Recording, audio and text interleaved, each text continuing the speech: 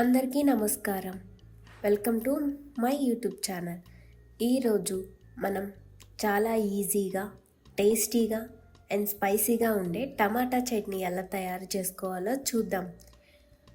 ఇడ్లీ, దోశ, అన్నం లేదా రోటితో కూడా ఈ చట్నీ చాలా బాగుంటుంది. మరి ఆలస్యం చేయకుండా టమాటా చట్నీ ఎలా తయారు చేసుకోవాలో చూసేద్దాం. ముందుగా స్టవ్ మీద ఒక ప్యాన్ పెట్టుకొని పాన్ వేడెక్కిన తర్వాత సరిపడా నూనె వేసుకుందాం.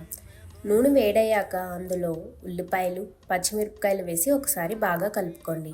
అదేవిధంగా కరివేపాకు కూడా వేసుకొని 1 నిమిషం ఇలా కలుపుకొని వెల్లుల్లి రెబ్బలు కూడా వేసుకొని బాగా వేయించుకుందాం. ఉల్లిపాయలు కొంచెం మెత్తగా అయ్యి మంచి సువాసన వచ్చే వరకు వేయించుకోవాలి.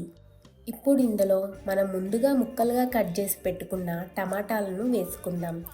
టమాటాలను వేసిన తర్వాత ఒకసారి బాగా కలుపుకొని టమాటాలు బాగా మెత్తగా మగ్గి ఉంటాయి.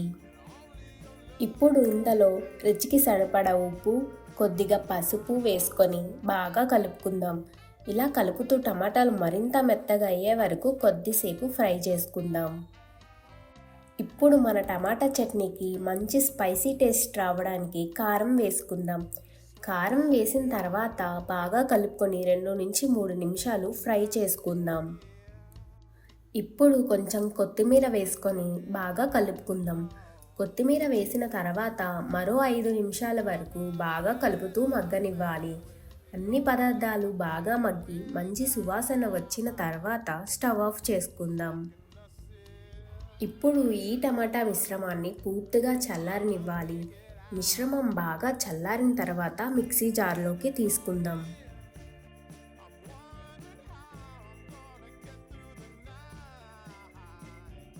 ఇప్పుడు ఈ మిశ్రమాన్ని మిక్సీలో వేసుకొని మెత్తగా గ్రైండ్ చేసుకుందాం. ఇప్పుడు ఈ చట్నీకి మంచి ఫ్లేవర్ రావడానికి పోపు పెట్టుకుందాం. అదే ప్యాన్లో కొద్దిగా నూనె వేసుకొని వేడి చేసుకుందాం. నూనె వేడయ్యాక పోపు దినుసులు వేసుకొని లైట్గా ఫ్రై అవ్వనివ్వాలి. శనగపప్పు, ఆవాలు, కరివేపాకు, ఎండుమిర్చి ఇలాంటి పోపు దినుసులన్నీ వేసుకొని చిటపటలాడుతూ మంచి సువాసన వచ్చిన తర్వాత స్టవ్ ఆఫ్ చేసుకుందాం. ఇప్పుడు ఈ వేడి పోపును మనం తయారు చేసుకున్న టమాటా చట్నీలో వేసుకుందాం.